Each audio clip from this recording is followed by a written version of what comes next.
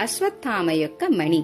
అశ్వత్థామ శివుడి అంశంతో జన్మించారు అని అంటారు. పుట్టుకతోనే ఇతడి నుదుటిపై మణితో జన్మించాడు.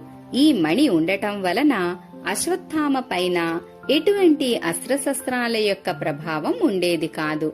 శ్రీకృష్ణుడు తన సుదర్శన చక్రంతో అశ్వత్థామ జుత్తు కట్ చేసి తన నుదుటిన ఉన్న మణిని తీసేశారు. ఇలా చేయడానికి గల కారణం మీకు బాగా తెలుసని అనుకుంటా. మణి లేకపోవుట వలన తను శక్తిహీనుడయ్యాడు. అశ్వత్థామ ఇప్పటికీ భూమిపై జీవించి ఉన్నాడు. విష్ణుమూర్తి కల్కి అవతారం ఎత్తిన తరువాత కల్కి చేత తన మణిని తనకు ఇవ్వబడుతుందని అంటారు. ఆ టైంలో ధర్మస్థాపన కోసం అశ్వత్థామ కూడా కల్కికి సహాయం చేస్తారు. కలిపురుషుణ్ణి అనగా అప్పటిలో శక్తివంతుడైన రాక్షసుణ్ణి అంతం చేస్తారు. ఒక్కసారి ఆలోచించండి, ఈ శక్తివంతమైన మణి ఈ కలియుగంలో ఎవరికైనా లభిస్తే ఏం జరుగుతుందో.